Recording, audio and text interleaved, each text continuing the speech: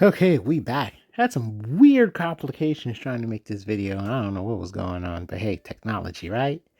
You know what it is. All right, so more Blurple Croc videos from the archive. We're getting the ball rolling on some new content, so don't worry about it. But hopefully, y'all enjoying what you see here. Bumped into that new starter deck Luffy, the one that's up in the cost on character drops and stuff. So let's see what type of shenanigans this leader does. Handful of cards, swinging for 9. Curve looking suspect already. That's a joke. Maybe he just wanted to swing big. I don't know. I mean, we are a 4-life leader. For all we know, they just believe taking a real aggressive stance in the matchup is the way to go. I can tell you this, it's very weird. There are moments in this game of One Piece, get hit with the pudding, where it's like there's a weird level of advantage for a leader to just keep down stacking and swinging. It's very weird. It's like they're not developing board, they're just gonna down stack and swing, and it's like, damn, I just don't have a blocker right now. I'm at 2 life. I'm in jeopardy. It's so weird. But I guess part of the reason why it's difficult to see when it's more beneficial to just keep swinging big is because we prioritize board development. It's like we got to develop boards. So I'm sure there's been so many moments in this game where it's just like, no, let me put 4 on this leader and swing. Put them in a very bad position in the future. Oh, look at that. Bounce that. See, bounce effects were made for a different era. I promise you. They were truly made for a whole different era. When attacking, bounce works very effectively against when attacking. So we got to see the potential of the bounce. Looks like we lost some cards. It is what it is. They developed that Isho. So we got a lot of 2K counters. So this is one of our more original, more dedicated. This is like the Mr. One build.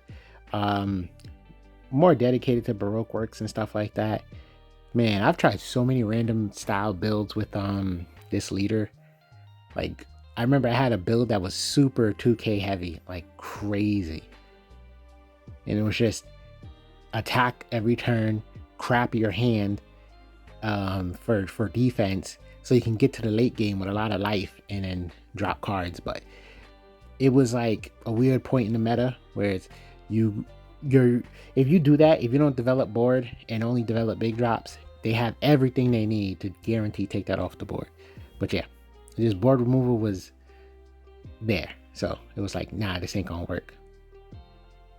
So put a lot of pressure, got 3 attacks in, developed our blocker. And the fun thing about Miss Sunday is people debate on whether, using KO against her, because they don't want you to get, okay, look at that. They don't want you to get, an event back. Now, this is where offense turns to defense, because they're well aware they can't afford to take a bunch of swings like that again. So they're going to just prioritize the board. Now, do we have enough? That Isho swing for 10. Not necessarily. Okay, we got a blocker. Yeah, that's not bad. Get back a card. Cool. Got back a defensive event. Oh, would you look at that? That's annoying, but hey, it happened. Okay, so how do we turn this around?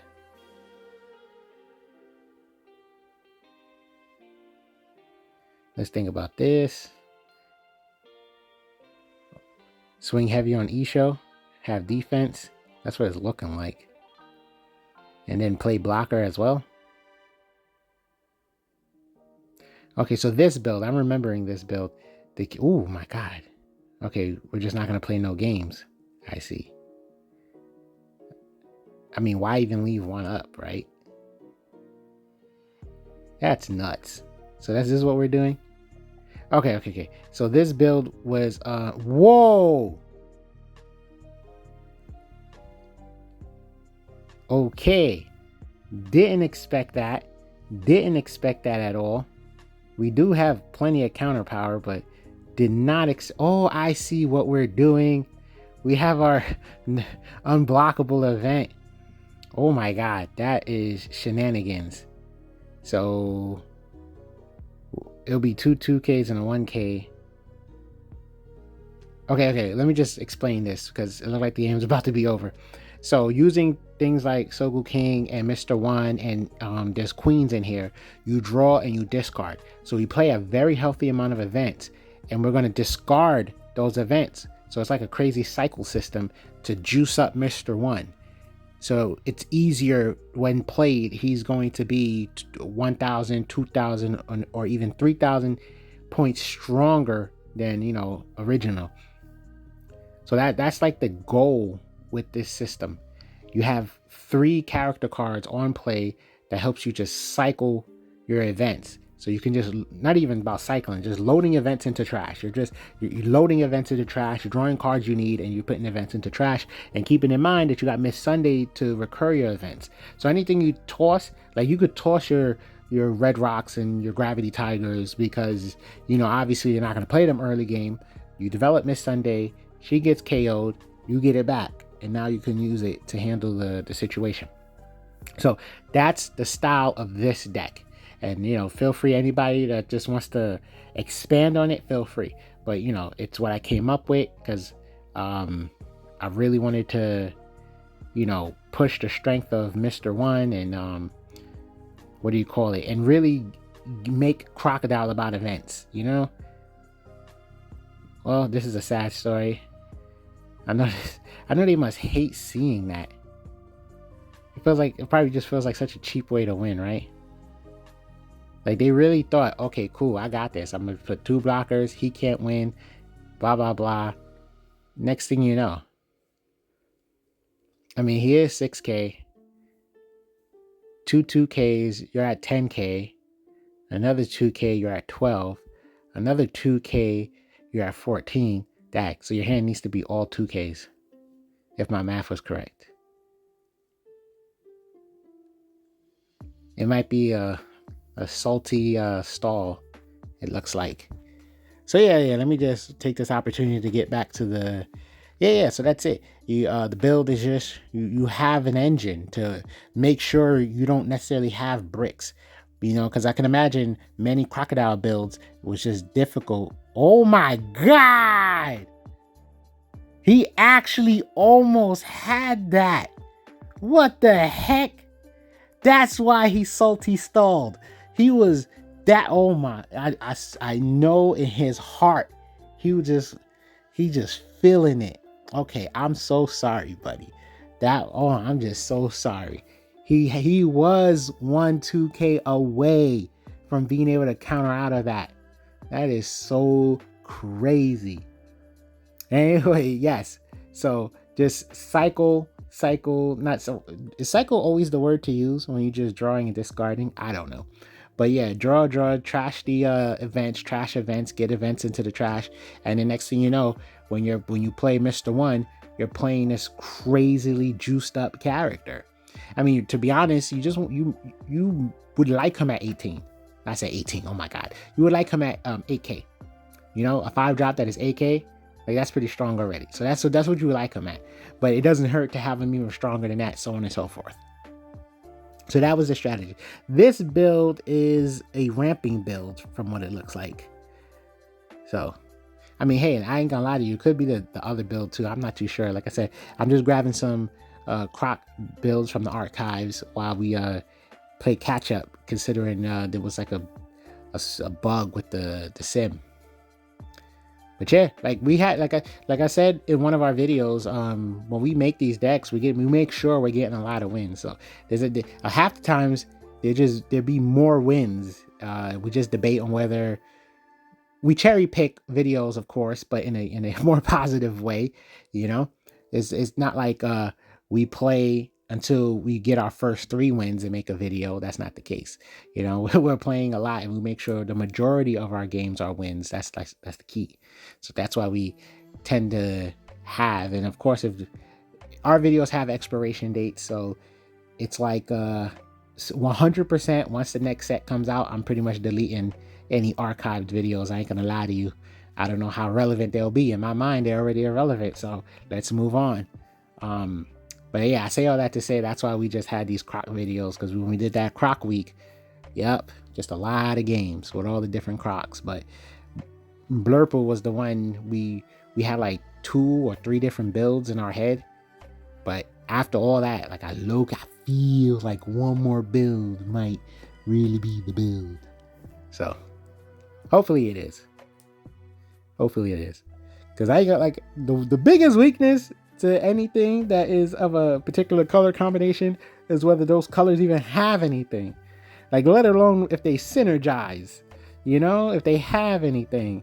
Because it's like, man, black has been black and yellow. They've been getting support. So you can make black and yellow decks. You can, the blue stuff is just, it was just black and blue. It was just Sakazuki with black and blue shenanigans. It's like blue doesn't really have anything outside of what that deck did, and that deck didn't care. It just was like, well, let me just use a couple of your bottom deck cards. Let me borrow some bottom deck cards. That's what that deck really did. Let me just borrow some bottom deck cards. It didn't really use blue. So now we have a deck where it's like,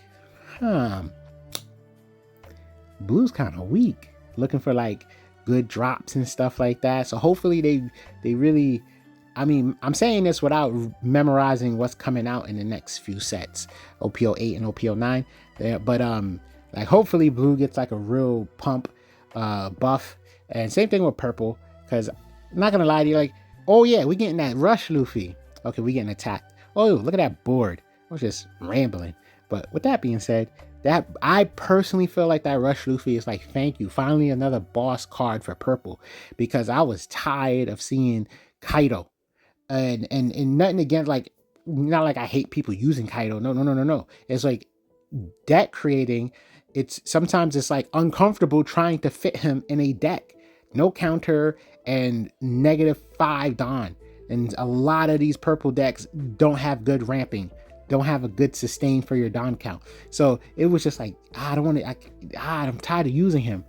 But it was like, he's still a very effective card to close games. So it was like people used him no matter what. And it was just, man, it was just too much. It was just like, purple needed another card that wasn't Kaido. What is going on here? Did we freeze or something?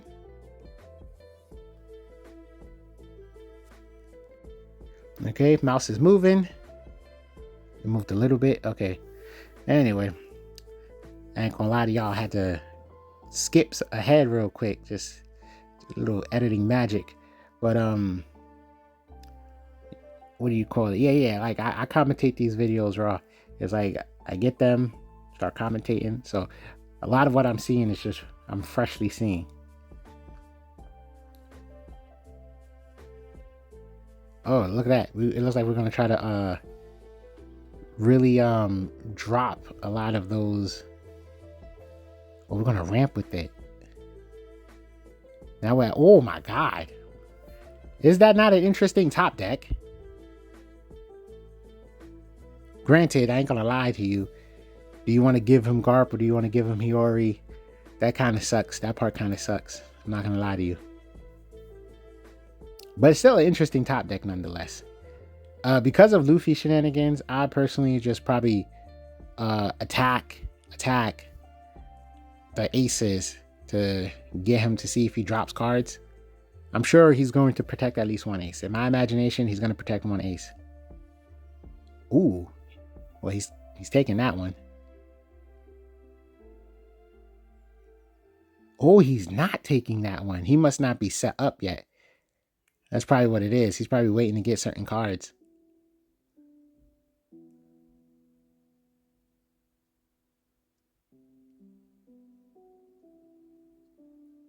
Well, I'm going to say Garp is better than Hiyori to bounce back. I mean, we have to KO one of the aces. It looks like we can do that with him just having 4 cards in hand. Oh, we're attaching. Okay, so we're not going about that Kaido drop. We're not going to do it.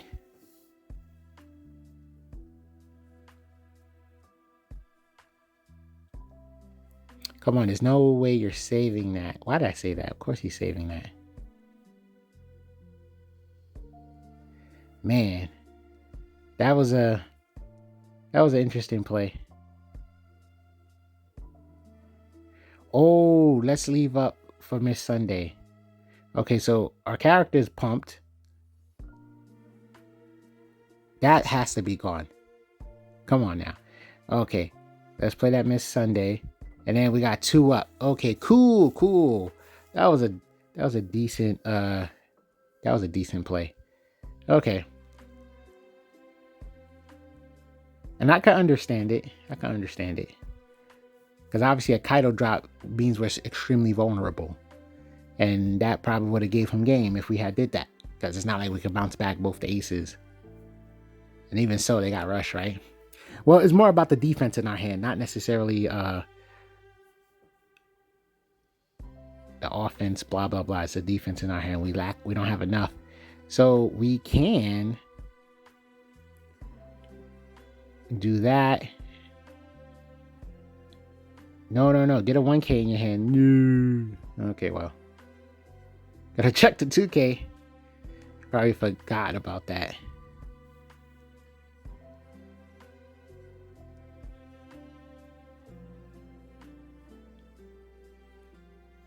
We get to see another card. We're about to draw into more 2Ks.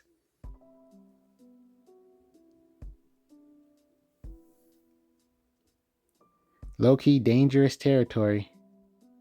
Block. Get an event back. Let's go. I'm talking about for the opponent. See, they did that play, and now we can clean board. They only got 2 cards in there. We can legitly try to clean that board. We can get rid of the 2 aces. The Luffy still got 2 life, so they're not in the safest position. And I'm thinking that's probably the best play for us too. Yeah, just go for the aces. Because he's going to take life at this point. He's not in a good position to try to protect that. I don't know how many events we got in our trash, but it looks like it says he's a 1K pump. If we just swing raw, that's just to try to see if he's going to drop more cards. That's what that would be, in my opinion. I mean, hey, this is a game of resources, right? We still got 2 cards no matter what to swing with. We got a leader swing. So we're still in a good, healthy position. Are we attacking? Lead? What? Why not get the aces off the board? Why he had only 2 cards in his hand? I is confused. Okay. So now what the heck?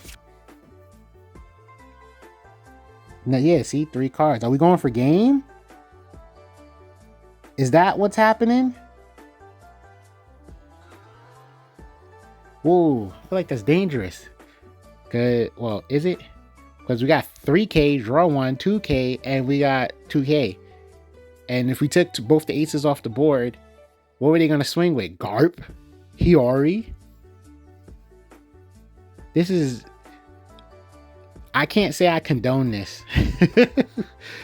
But like, I would have just took both the aces off the board. We had too much. We could have easily swung for 9 on both the aces with just a couple of Dawn and took 1 life, and then had literally 3 defensive options in our hand plus a life. They wouldn't have been able to get past that. That would have secured the game. What the heck? Oh yeah, okay. I 10K swing. Okay, I see it. I get it. And it looks like the Luffy does not have it. It doesn't have it. Yeah, you know, they're taking too long. So I'm just gonna say, G. So yeah, give us a subscribe. Hopefully you're enjoying crocodiles and stuff like that. But we're gonna have some new stuff and reoccurring stuff. Don't worry, guys. Peace.